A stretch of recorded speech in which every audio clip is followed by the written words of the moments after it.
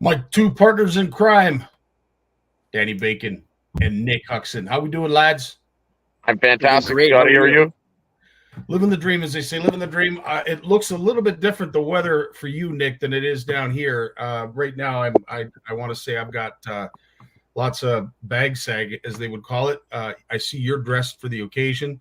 Danny, I don't know what the weather's like in your hometown, but how you guys been doing? And I see you're out fishing, Nick, as always.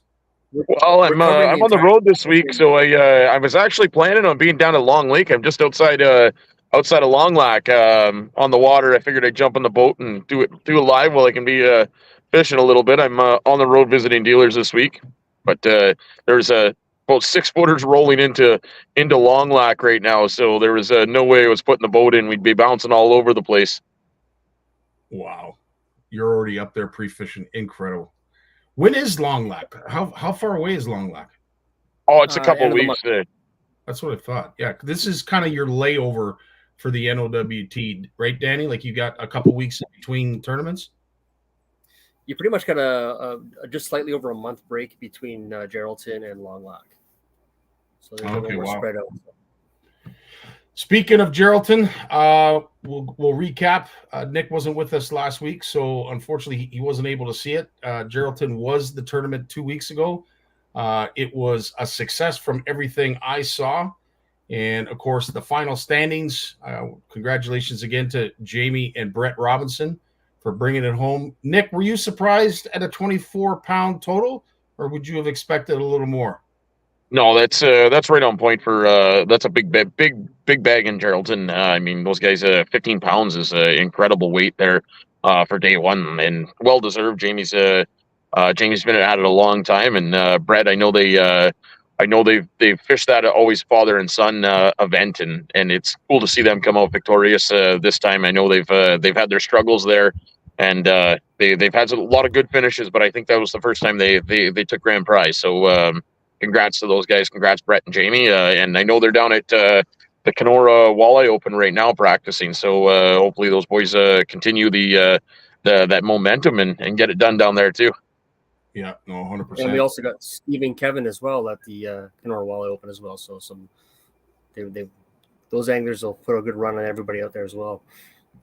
Now, when you have this kind of layover, as you do, like, or at least a gap in time between the next tournament, are you retooling your rods, reels? Are you fixing things on your boat? Like, what do you guys do when you're in your off time? Catching fish and getting over the frustrations of tournament fishing. Having some fun fishing for once. Exactly. That's what I'm. I took my boat. I'm not up pre-fishing. You mentioned I'm up practicing. I'm not up here practicing. I'm as everyone knows, I'm a sales rep that tours all over Ontario with GFW Distributions. So that's what we're currently doing up here right now. And I figured may as well take my boat in tow. It was supposed to be a decent week, but all we've had was wind and rain. And I'm staying in tents all week so I can afford to make my trips, my rounds, instead of sleeping in hotel rooms and taking my car. I took my boat, my truck, and I'm sleeping in a tent. That's awesome. We have a special guest with us tonight, but before we introduce him, let's find out where we're at when it comes to big fish, because that would be a great segue. We had I believe it was an 8.3 in Matagami. In Geraldton, I believe this 9.15 pound walleye was the biggest caught there. But as we know, that is not the biggest fish, and it's not going to cut it to eventually win. I believe it's the $1,500 prize. $1,000. $1,000. Well, yeah, $1,000 cash. Frank will be getting We're gonna have to find out what the split is. It'd be really interesting to find out if they're going to split it at all. But congratulations again to both Frank and Rob for bringing in a 10.35 pound walleye down in Duberville. It stands as the largest walleye caught so far on the NOWT 2024 trail. I got to ask, lads, do you think this is going to be broken? Not a chance. I don't know. That's super tough. I mean, there's really only a couple events that may be able to do that, and just getting a monster like that during tournament time it's just a tough feat to do. I think that's going to hold. I'm with Nick on that one. That's an incredible fish for any body of water to be on a tournament scale and weigh 10.35.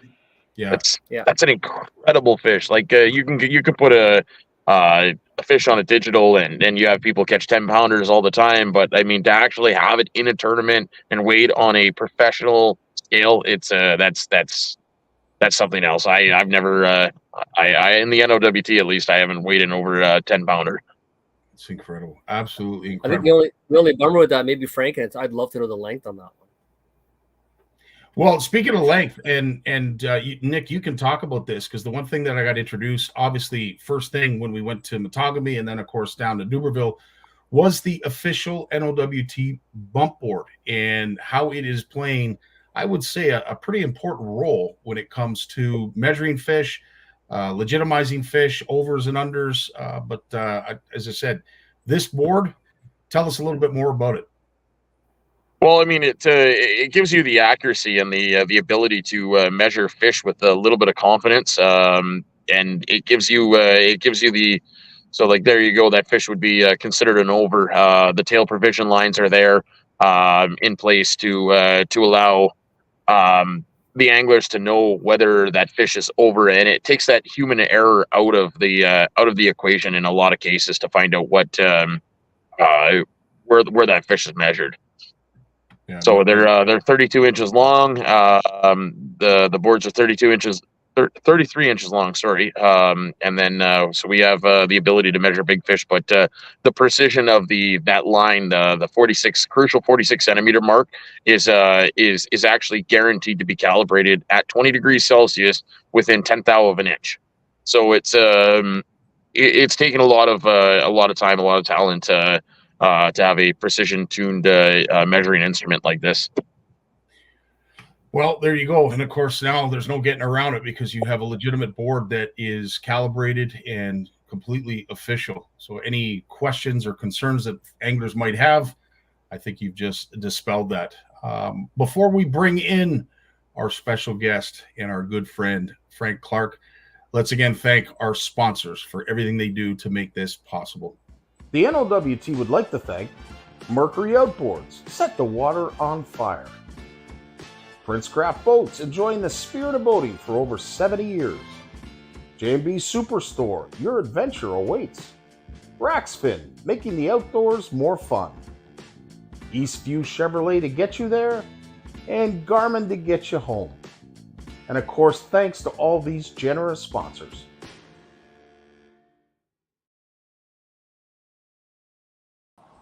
Yeah, baby. Frank Clark's in the house. How you doing, Frank? Mr. Clark. I'm doing good, guys. I'm doing good. Feeling much better. It's always a pleasure to see you, Frank. And I have to say, I'll start off by saying it was awesome finally getting to meet you last year in Matagami. And one of the greatest takeaways was we know you for your bass prowess. You are well known on a lot of bass trails.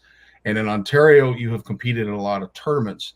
Yeah. But what got shared with me, which really took me back, was you got hooked on the NOWT and catching walleye after the championship in Matagami. Tell us a little bit about how that all came to be.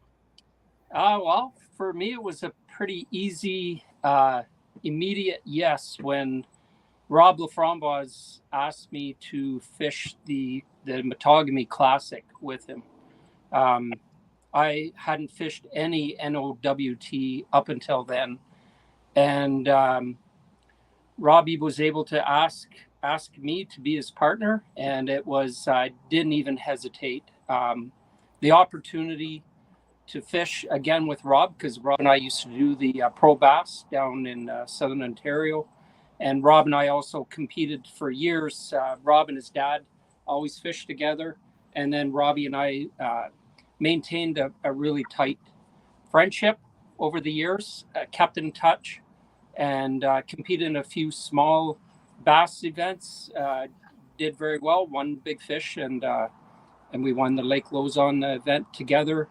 And so when Robbie asked me, I didn't even think about it. It was just, didn't matter what was in the way. I was going to make it happen just so I could get out in the boat with Robbie, and then getting out on, into the NOWT. Obviously very impressed with the caliber of the volunteers, all the work. It's a huge undertaking, and I understand that. And then also the caliber of anglers, and I missed that part. And it was an easy. I'm hooked. So this year I'm doing 3 events. We already got the classic out of the way, and I'm doing the Sioux event with Mr. Nick there. So looking forward to that one. Yeah, I have one big event, the Thousand Island Open coming up the end of the month. I'll be doing that with a buddy, Jeff Buck, and really looking forward to that too. And the Sail Cup. Pardon me? And the Sail Cup. Well, the Sail Cup is in the air, but yeah, it'd be nice too. Is it in the air because I'm going to be your partner, or what's going on? No, it's nothing to do with that, Danny. I would love to fish with you. I think for me, it's just 4 big events. I've got a couple weddings. My daughter's getting married in September. Congrats. Got into moose hunting again last fall. Wouldn't mind getting into some moose. And just my holidays are overspent right now. Dipping into what's called legacy hours. I work at Valet here in Sudbury. And so I'm really stretching it with the boss there as far as requesting time off. And my wife's very understanding, so that's not the big boss is okay with what I do. She's very supportive. That's awesome. Jackie's fantastic. The Clarks, if you haven't had a chance to get to know Frank, make sure you do, because they're probably some of the greatest people that I've interacted with. Frank's become a very close friend of mine very quickly through Rob, a mutual friend of ours. You're the stepson I always wanted, Nick. Wow. That's getting deep. That's getting deep. Yeah, and that ends our show. That's the first time I've heard Nick and wanted in the same sentence without a cop behind him. Yeah, no kidding. That's hilarious. Frank, I have to ask, being as successful as you are, and of course, I know you've beat for your love of bass and what you've managed to achieve. Give us some of your highlights of your bass career that you can share with us. Yeah, probably. Well, definitely a highlight was in 2000. Rob Hyatt was my partner at the time. We were fishing the Northeastern Ontario Bass Association, NEOBA. I was fishing the series there, and we had the Classic, which was on Trout Lake in North Bay. It was actually Thanksgiving weekend, and I could just back it up just one tournament before that. The weekend prior to that, there was the Nipissing Open on Lake Nipissing. It was a big event. Some of the big names, Bob Azumi was up, Rocky Crawford, some of the big fishing names from Southern Ontario made their way up to North Bay and fished Nipissing. And so that was on the weekend prior, and this was in 2000.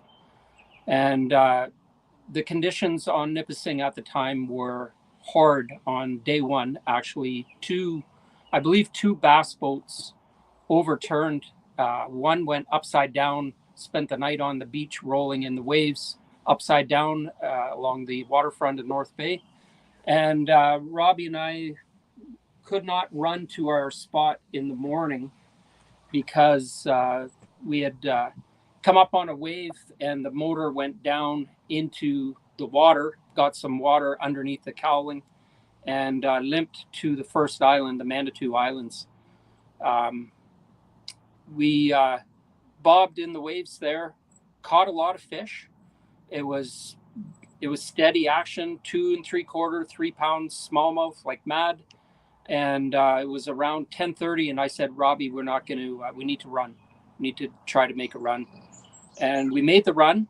We got the motor on plane. Finally, it was, and we encountered some really rough conditions to get there. We got there. I looked at my watch. I said, Rob, we have literally an hour to fish, and we got to turn around and come home to make it in for 4 o'clock. That's how rough it was. My first cast, I caught a 5.25. Nipissing, that one big fish of the weekend. And we had, within half an hour, we had 18.5 pounds, I believe, somewhere around there. Next day, 2-day event, super calm. I think we were in third on day 1 and ran to our spot in 20 minutes because flat, calm conditions. And we had a heyday just pulling smallies out. We had, in the end, we won that event. That was a Ranger, fully rigged Ranger bass boat. And and we won big fish. That fish paid $2,500. And, competing against all those big names, it was a good win. So that's a definite highlight. We made it back on day 1 with 2 minutes to spare. That's and we were soaked to our gitch, literally, to get back in time. I told Robbie I'd kiss him on stage, and I think I did. If he got us back in time. Yeah. So then that was really good. And then the following weekend was our Neoba Classic on Trout Lake in North Bay. And I had found a sweet spot there in practice. Hadn't been there in a week. And we ran there on day 1, and it was on fire. We had all our fish by 10 in the morning, got off the spot, and then the next day it snowed, and we ended up again winning that event on that spot. Won another Triton bass boat, fully rigged. So two boats, set a lake record at the time on Nipissing, 2-day event. And definitely I was on whatever cloud you would call that. I don't know. Cloud 9. 20. Yeah, Hey? 21. It's high. It's high up there. We won 2 bass boats in back-to-back weekends. And so that definitely is a highlight of my career in fishing. And then we have a local series here in Sudbury called Nickel City Bass. I'm on the executive.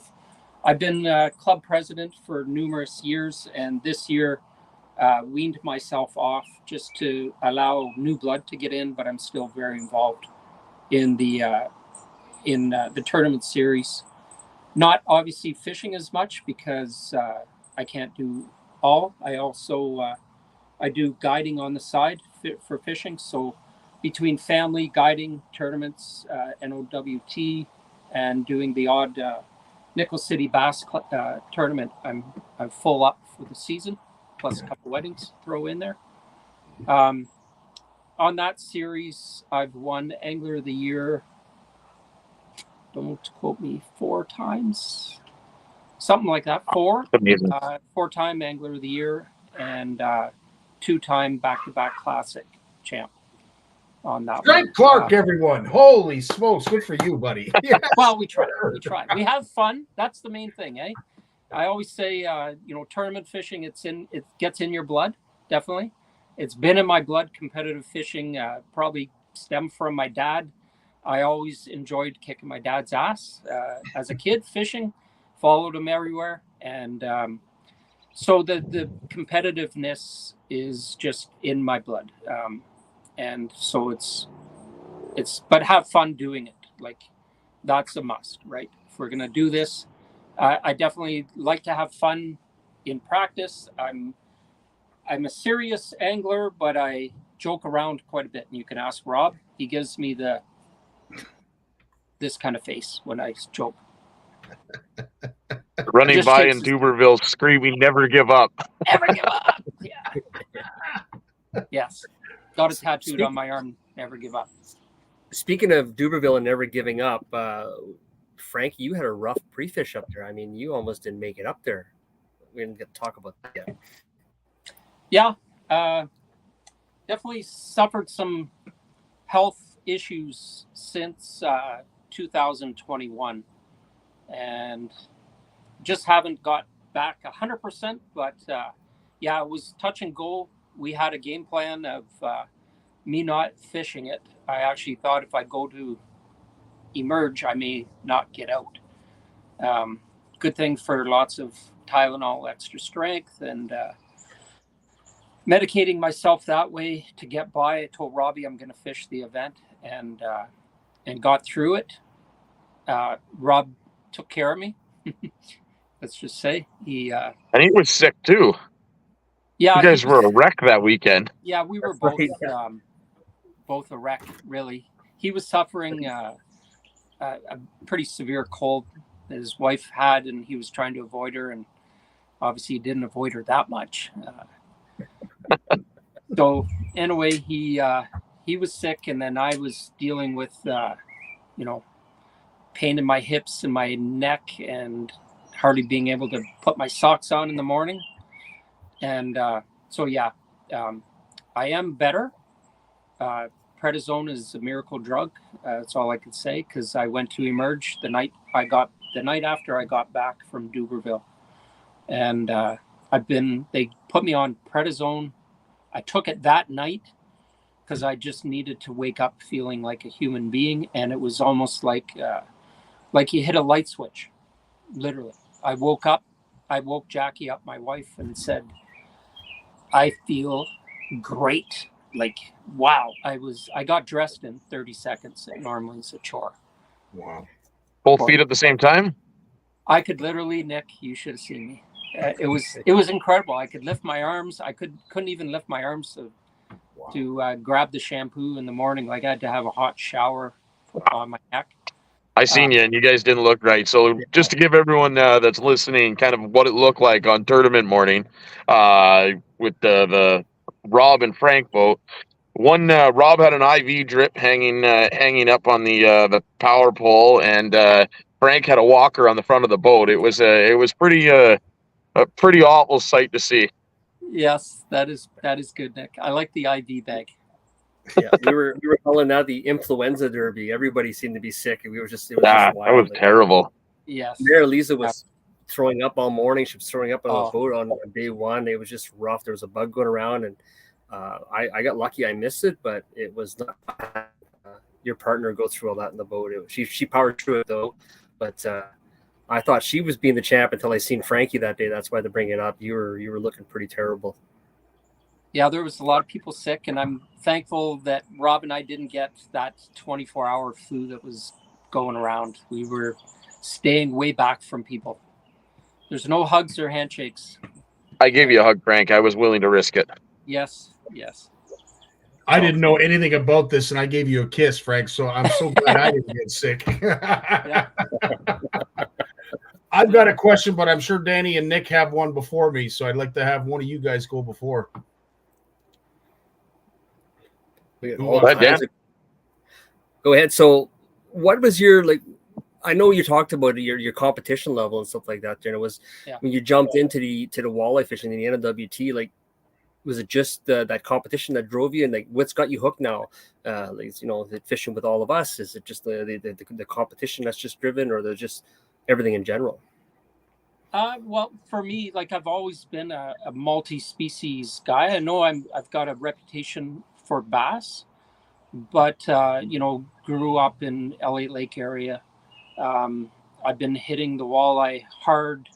I try to avoid the June spawn for bass. I don't want to bother them when they're doing their business, so I get out on that pre-spawn, and I'll fish the smallies then, And then once they get on the beds, I've been focusing for the last, I don't know, probably 7 years on walleye for the month of June.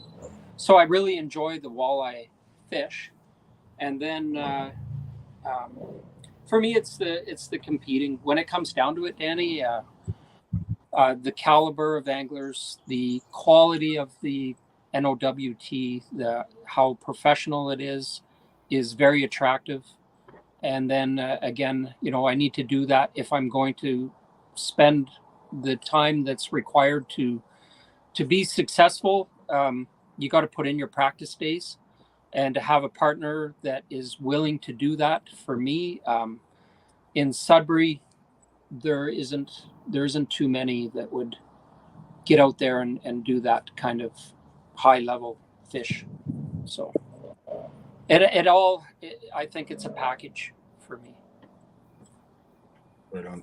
Nick, I know you have a question. So yeah, just with you said you've been fishing like at your peak of the bass, and when you were in 2000 is, I guess, what I'm asking.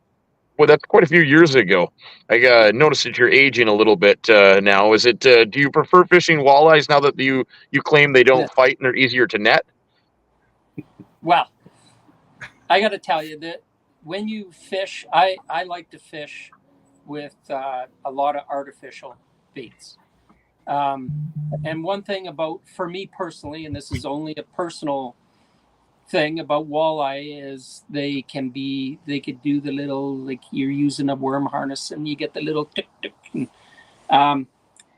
But if you fish them a certain style, a walleye has a punch, man, and I like that. So for me, if I can get away with fishing artificial for walleye, I'm fishing artificial. And you know that, Nick,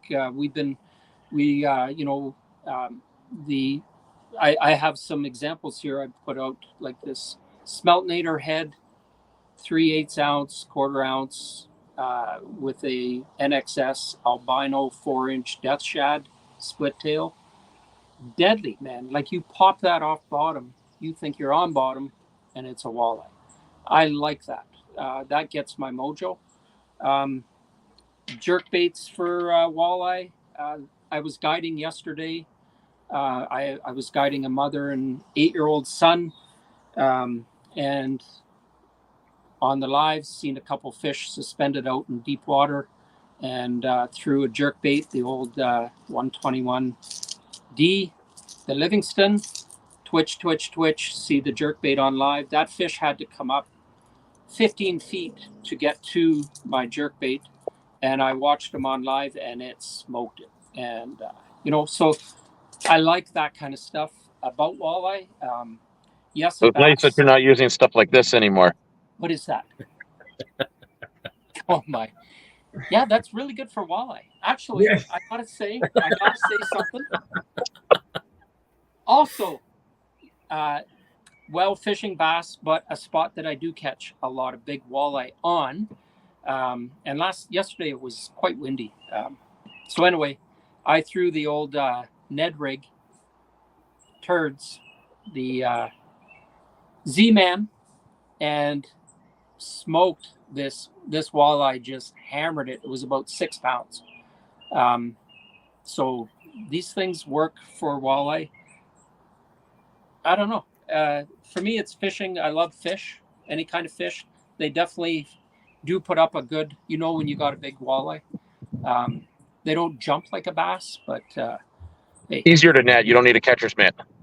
That's right. They come in like that big one that Robbie caught was a textbook. How it came in, like it stayed down. And when I put that thing in the net, I'm happy Robbie caught it. It doesn't matter. We're a team in that boat. It doesn't matter who I fish with. And we haven't discussed, because I don't think we need to, if we win the $1,000 for the end of the year. We're a team. Robbie caught it. I give him all the credit for the catch. And I'm happy to net it for him. and that was a beautiful fish, man. When that came in the net, it was like game changer. Like we knew we had. I said that's 10 pounder, man. That's 10 pounds. Bet you guys didn't feel sick for a few moments. No, that helps. I didn't feel anything. Like I was feeling pretty good then. I bet. We high-fived and. Yeah, you looked pretty happy when you came into the tent, and as soon as we got that fish out of the bag and we all took a look at it, we all knew why you were smirking and smiling.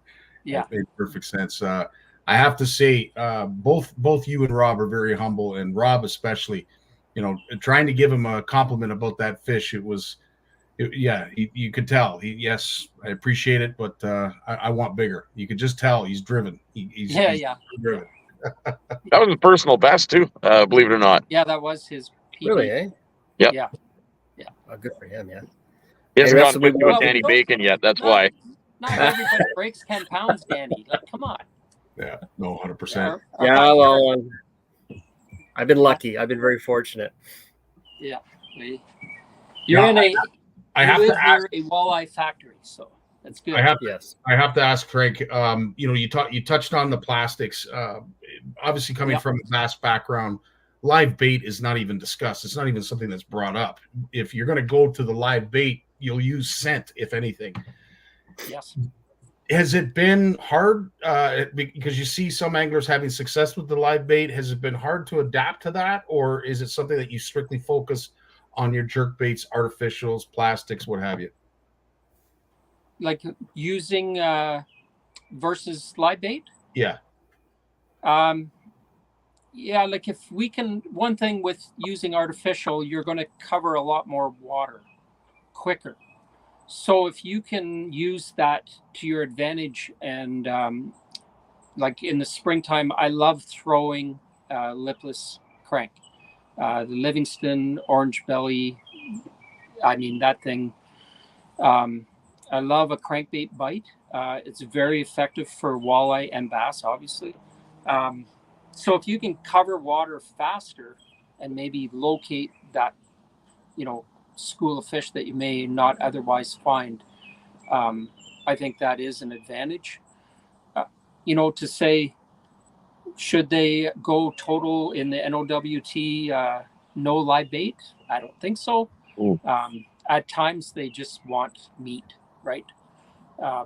And you got to be willing to be versatile that way and not lose focus on, I'm going to try to make something out of nothing at the time, because if they want a minnow, they're going to want a minnow, a live minnow.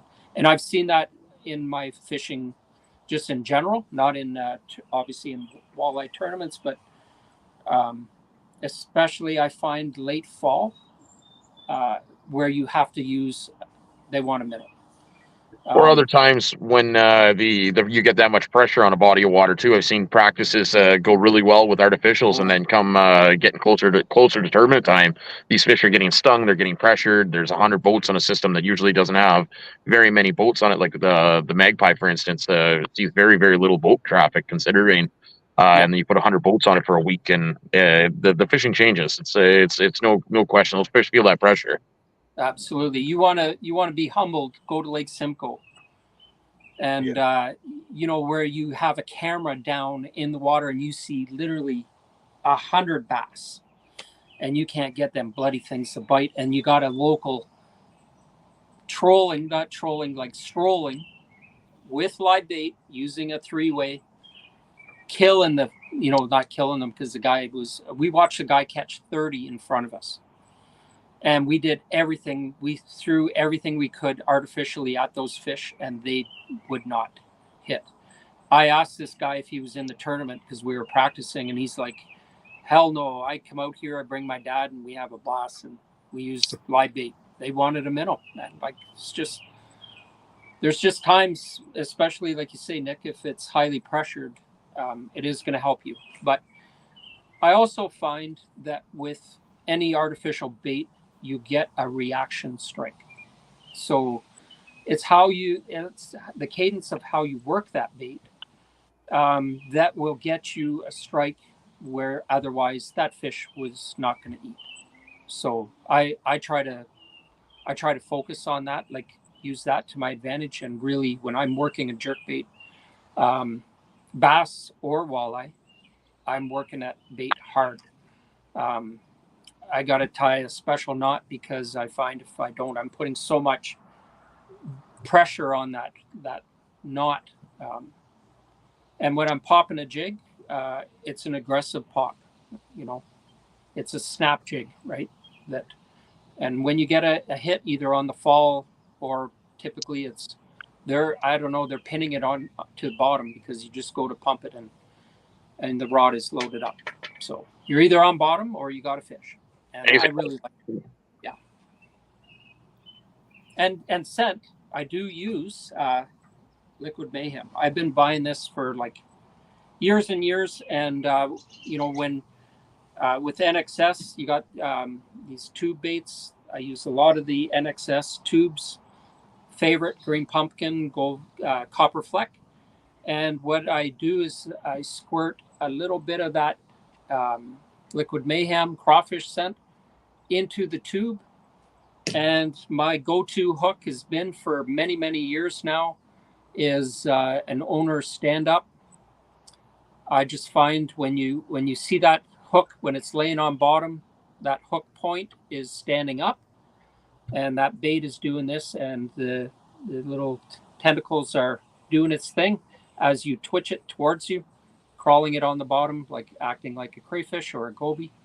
And that Liquid Mayhem gives me two things. It gives a really nice lube that owner head is quite hard to get into the tube if it's a little bit dry. So it gives it some lubrication, slides right in.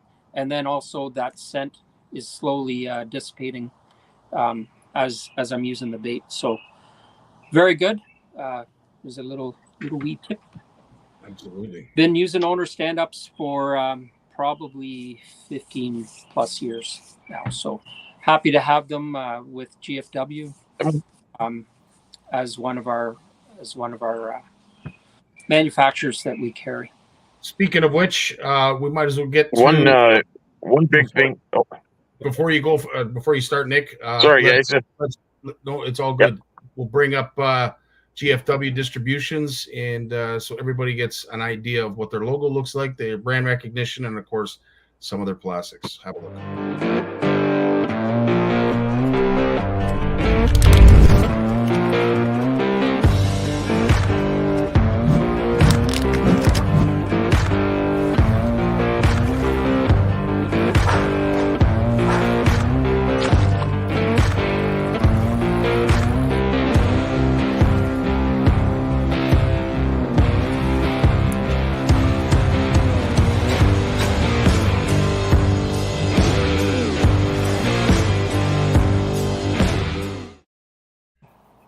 Go ahead, Nick. So I was just mentioning, like, when these guys of caliber of such as Frank and whatnot, it was just funny as he was mentioning the owner stand-up head. I got one sitting on the dash of my boat because this is the when guys of that caliber talk, you listen. It's and I mean I pay attention when someone says that makes a difference in a tube. I'm gonna go out and I'm gonna try it as well. So that's the same owner stand-up head that. I know Frank and Rob are running in their tubes, and it makes a difference. I fish. I do quite a bit of multi-species as well, and I really pay attention because at the end of the day, most fish are apex predators. They so it relates going back and forth between species such as this Blake Lake I'm on right now, to walleyes, to bass, to muskies. It's they're all feeding on a food source. They all have to think the same way, whether the presentation is just a slightly different, but each one of these fish are targeting bait fish and targeting food sources. You just have to adapt to what they're eating. So it's very similar, every species. Yeah, makes perfect sense. That's great, Nick. I appreciate that. Dan, anything to add? Circle hook. How about it? Just a circle hook in the middle. I thought you were going to say 5 Typical walleye guy.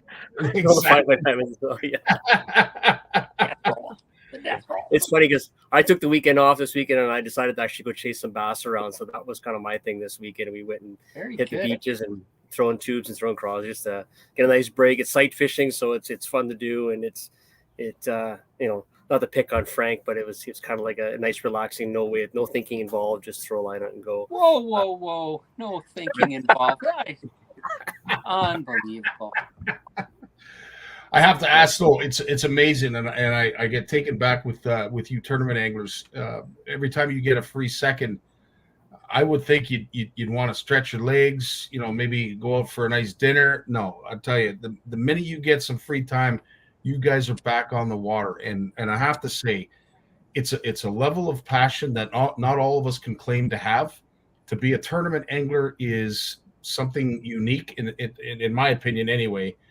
It is such a grind, but the passion that you guys, it just oozes out of you when it comes to fishing, that no matter what the situation, no matter how tired you are or how beat up your equipment and your boat is, you want to be on that water, Frank, and I know you are no different.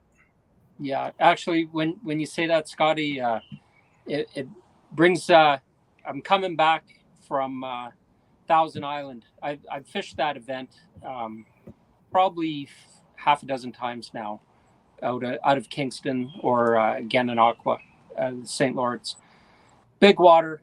I try to get at least 6 days practice, 5 days practice, and it's a 3-day event. And you would think that after doing that kind of event, you're up early morning, you're spending 12 hours on the water, and it's a really a strenuous event, on the body, especially out on Lake Ontario when it blows.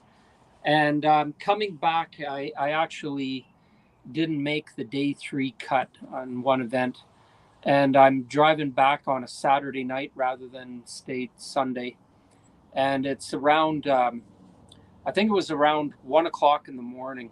I'm still driving home to Sudbury from Kingston. And I called my wife and I said, I just got to thinking that there's a Nickel City bass event on Panache tomorrow morning. Do you want to fish it? I was just there Saturday, Sunday, Monday, Tuesday, Wednesday, Thursday, Friday, Saturday fish. 9 days fishing, long days, driving at 1 in the morning. And my wife said, sure. So got home, prep. I said, I don't even want to target smallmouth. One, I don't want to see a smallmouth. We're going to go fish largemouth bass on Panache, which is a local lake right here in Sudbury. And it has largemouth in it, but I didn't care how we did in the event. I just wanted to fish largemouth bass. And we fished and we ended up winning. And we won big fish. Not another boat. Did you win another boat? Did you win another boat? No, this is just our Nickel City bass event. But it was cool to, like you say, like you fish 9 days, you think you should just go home and go to bed and sleep in the morning? No, let's fish. We got a day off, another day without work. Let's hit the water, and it's it. Like I said, it just... Touching on that, Frank, touching on that, we just seen Francis. Oh, a little bit of delay. Francis just mentioned he's the points leader. Him and Jesse are the points leader for the NOWT Angler of the Year. Francis just mentioned he's on the lake as we speak. So it just shows the dedication. I'm on the lake right now, whether I'm fishing for walleyes. I'm again going back to what I just said previously. It all builds. It's all another piece of that puzzle. So Francis is out there on the lake right now practicing different techniques, and it gives us the time to really try other things and try stuff that we wouldn't necessarily try in a tournament because it might not work. It might work, it might not. Like for instance, I got these Walleye Nation Creation debt jigs. I running a leech on it to see if that makes any difference. A little curled up right now, but having something like that when it's typically running a crawler on it. So some things are a bust and some things aren't. But this is the time that we get to try these things that may not work, and we're not wasting time in a tournament because this is our free time. This is when we like to play. Yeah. Especially you can roll up onto a good school of fish and you know they're active. So you got 6 rods all rigged up and okay, they're hitting minnows, put that away. And I'm going to throw plastic. I'm going to throw a desk jig. I'm going to throw a Ned rig. I'm going to throw something just to get that practice in, find out what they want. And you start realizing you can fine tune your presentation. So when you get in trouble in a tournament, you've got 20 different ideas in your head that may actually work. And, that's always been something that's kind of held me back, and it's forced me to change how I fish. And, it's always fun when the guys around you are pushing you. When the more successful they are, the more you want to catch them. So the way to do that is just to get better. Yeah. 100%. So I have to ask, with Geraldton now done, we'll have a look at what our next stop is, and of course, it is Long Lac, July 27th and 28th. Is there anything unique about Long Lac? Frank, have you fished Long Lac? Have you spent a lot of time on the waters of the NOWT? No, not at all, Scottie. And I'm not fishing that event. I will be in Kingston. Right on. So Danny, Nick, I'm not sure if you guys are fishing Long Lac, but that's the next. Hey, I am. At the NOWT. Is there something unique about Long Lac? Something you look forward to about fishing that system? It fishes similar to home. I fished it once before, and it loads up to its name. It's a long lake, and like Nick found out today, if you got the wrong wind, you got 6-foot waves in there. Like that's one of the we talked about earlier. It's probably one of the only events in the NOWT that'll actually be affected. Not even the Sioux can be affected in with those kind of conditions. There's always someplace to run. But we like it. There's a lot of spots to fish. It fishes like the North Channel, like the big water. So we can run around and we can fish what we know. There is some charting to that lake, so we're not just running around blind, and a lot of different techniques work. So looking forward to that. Fishing reports, as I'm just in Long Lac right now. I'm 10 minutes from town. I got the fishing report is the water's still really cold. In the low 60s still. With there's still not a lot of bait in the system, which is what was noticed last year. I mean, things can change between now and then, but to give everyone a heads up, I heard the rumor has it low 60s for water temperatures, and that's not going down very far. It's very, very cold temperature still in that big lake. It's remarkable too, because being in Duberville, I was shocked to see 70-degree water already that far north. So it's refreshing to hear, Nick, that you're in an area that it's still in the 60s. Because sometimes I begin to worry: are our waters warming too quickly throughout the season, and what effect is that having on the fish? Frank, you got a little bit of a background in that. What's something that you've noticed when it comes to walleye fishing the north? Water temperature is crucial. Yeah, up here so far, like I was on the water on the weekend. My wife and I were camping up north, and the water was 70 degrees on Friday, surface temp, and we had that cold rain Friday night. Saturday, water was ended up 64. So it really cooled the surface water quite a bit. It was actually, I think on Sunday, there was fog coming off the lake. I thought we were into fall fishing. Wow. This year, we're not seeing we get a hot day and then we get all this rain, and we've had a pile of rain so far. But I have seen the waters warm up, but I haven't seen it where it's a problem up here, Scottie. Good. And, I fish a lot of big lakes when I'm up here too. Lake Wanapitei. I do a lot of fishing out on the North Channel, the Bay of Islands, the North Channel, and McGregor Bay area, which is heaven. If you guys ever get a chance, anybody listening, to get up there and just experience it's God's country.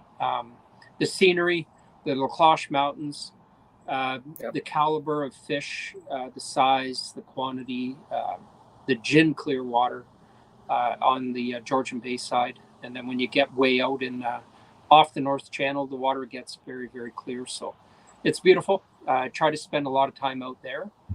So water temperature I see out there, it's very current based, and it's all based on winds. I can be in 72-degree water and we'll get a storm roll through from the east, blow all the cold water into my area and drop the water temp 10 degrees like crazy. And it just, you really have to, for me, I've got a spot out there that if things ever play out where the weather doesn't become a factor, like it's a 30 plus potential smallmouth spot for me. I just haven't had, and it's our McGregor Bay event, Bay of Islands. So that's coming up in August. I actually don't even know if I'm going to fish it right now, leaving it open, but it's one that I don't really want to miss. My wife and I both, my wife's my tournament partner here in Sudbury, so I'm really lucky. It's the only time I tell her what to do and she listens is when we're in the boat, right? So she's obviously not in great. Earshot. No, she's in the house. I'm sitting in the gazebo. No, she's a good angler, actually. If I could just say, like she puts some big fish in the boat, and she does listen. Like, but she's got her own. She's been doing this quite a while with me, getting free lessons, and she's starting to have some opinion out there. And I think we should move. Yeah, okay, let's move, dear. So it's nice. That's awesome. A little off topic there, but yeah, I have to ask one question too in regards to just the water systems that you fish. You talked about Wanapateta. That system, if you catch it on the wrong day, can be just as treacherous as Lake Erie, as Nipissing. Do you like the open water, or do you prefer the reservoir systems that like Matagami, like Duberville? Which one do you prefer? Does it matter? No, it doesn't for me. It doesn't. I like them both. Lake Wanapateta is, being 20 minutes from Sudbury, not even. I could literally be on the water there in half an hour from my house. I live right in Sudbury here. It's a gem, Lake Wanapateta. But like you said, Scottie, I've been out there. I got a taste of Lake Wanapateta on a northwest wind, probably 35, 40K gusts. And I hit a rogue wave, not hard. I wasn't going fast at all. I was actually tucking behind an island trying to, parallel the waves because they got pretty big. And I came up over this wave that just went straight up and had no bottom, man. It actually scared the shit out of me there for a bit. Like it was, Frank, we're it live. was touch and go weather. Yeah, it scared the sheet out of me. We've seen the Charlie Sheen out of Whether them. the motor, I just throttled and hoped that I made it through the next wave coming at me. That lake, like I've been out in Lake Ontario in 7-8 foot rollers, totally different. Yeah, this is Wanapateta has some very little protected areas. Certain wind, you stay off that lake. So I use, like I do a lot of guiding. I was guiding there yesterday. I'm checking wind finder.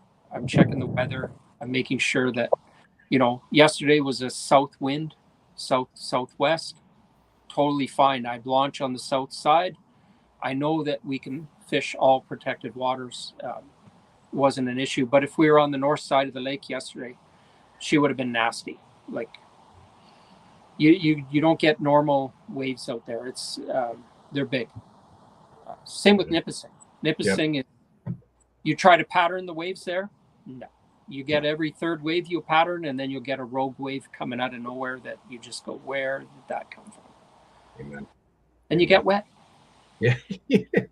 Sometimes, especially in a bass boat. Well, actually, you know what? I was in a walleye boat, and with Rob Hyatt, who's grew up on Nipissing, and he said, "Robbie, we're in some pretty rough water." I said, "Robbie, you ever stuff a wave in this thing?" And he's like, "No, I come close many times." 2 minutes later, kapow! My tackle bag, it was floating in his walleye boat. So that's nipsing. You don't. I had the pleasure of fishing with Derek Strube last week, and he's famous for winning a tournament, as you well know, when camping boats were around. It was a multi-species boat, deep water boat, and I often wonder, when I see these bass boats out in these tournaments on the St. Lawrence, Lake Ontario, or other big waters, how they manage, because it seems so grueling to watch them up and down, smashing the waves. Why wouldn't you just use a big water boat? Do you prefer the big water boats, or do you still like your bass boats? Well, that's an interesting topic now, Scottie, because being a bass guy and always owning a bass boat, I'm aging. And I've been contemplating moving into a walleye boat. Not really for the reason that you're saying, more because to me, if I'm out on Lake Ontario, I can do 16, 17, 20 miles an hour that I'm not, one, beating up my body because I'm not about to be hurting the next day. So, and the boat itself, I take care of my boat, so I don't want to beat up the boat. But it's amazing how well a bass boat will handle big water if you drive it properly. Obviously, if you get her up on plane and you start smashing big waves, it's going to hurt you, it's going to hurt the boat and everything else. Things are going to break. But the advantage would be a walleye boat. Yeah, couldn't they pass bass boats when it gets nasty? But I finally becoming a man, Frank. Yeah. Being older and going through this deal that I had with my health has really made me think about jumping into a walleye boat. But I love the speed. I know I will miss the speed. My boat does a true 73, 74 miles an hour or quicker. And I always want to go a little faster. So a walleye boat moves along, but I do like the fishability of the walleye boat too. So I probably, in the future will jump into a boat like that. And then also for me, because I do a lot of guiding in Sudbury, I do instructional guiding. I call it like a personalized seminar on the water. I find my guests in a bass boat don't have those sea legs. When you get up on the deck of a bass boat, you got no sides. I do take a lot of older people out, or kids. Like yesterday, I had an 8-year-old, but he was fine. It's just to have that comfort of the higher sides would probably suit my needs better now. So I have a beautiful Triton 21 TRX with a 300 that is likely going to go up for sale in the near future. Right on. Danny, Nick, before we wrap things up, I can't believe we're already at the hour mark. Any last words or questions that you have for Frank? I ask him lots of questions every week, so I'm pretty good. Danny, how about you? I'm just happy we finally got him onto the show, to be quite honest. Yes. With you. The struggle. I love He talking. did phenomenal. Like, we didn't even get to talk. He was just famous the whole time. Yeah, exactly. Wow. We get to see Frank in a different light too, so it's a lot more fun. So it's fun to have him over to the house, and he's been in my boat a few times, and and him and Mare are kindred spirits sometimes, and so it could be a lot of fun. Love the bacon hospitality for sure. And Scottie, I gotta say, I gotta thank you for everything you do for the NOWT. Can't believe the driving you do, the hours that you put in, and it doesn't go unnoticed. So thank you from everybody and myself especially. I appreciate that, Frank. That's a big deal, man, to come up here and support the NOWT like you do. And then Absolutely. and also to all the volunteers on the NOWT. We have to, as anglers, I think we really need to take care of those people and let them know there's going to be times that we won't agree maybe with some of the rules or whatever, but in the end they're volunteers and they're trying to make something out of this great sport, right? So you are a gem, Frank. Always a true professional, always well spoken. And I have to say, it's exactly how I feel. Your revelation about the NOWT last year at the championship was a revelation that I've had for a number of years, and no different than you or Nick or Danny or anybody else that's affiliated with the NOWT. I want to see it grow because it truly is a diamond in the rough, or a diamond in the bush, as I always say. Yeah. So we'll keep doing what we're doing. As we mentioned, just to recap, of course, the next tournament for the NOWT is in Long Lac, July 27th, 28th. Kapuskasing is August 9th to 10th. Hearst is August 23rd to 24th. And, of course, St. Mary's. And I want to say, Nick, registrations, I know are coming along. That's the website you need to go to register that. That's going to wrap up the NOWT trail. And, of course, all four of us are going to be there. Again, I can't thank my co-hosts, Nick and Dan, for all they do to make this happen. And, of course, guests like you, Frank, just makes it that much more fun to do. So I really appreciate having me on. Right on, guys. Thanks for coming, buddy. Absolutely. Yep. Appreciate it, bud. We will see you next week on the next edition of the NOWT Power Hour. Until then, hopefully tight lines. That's Amen. what I said. Never give up. Never give up. Never give up.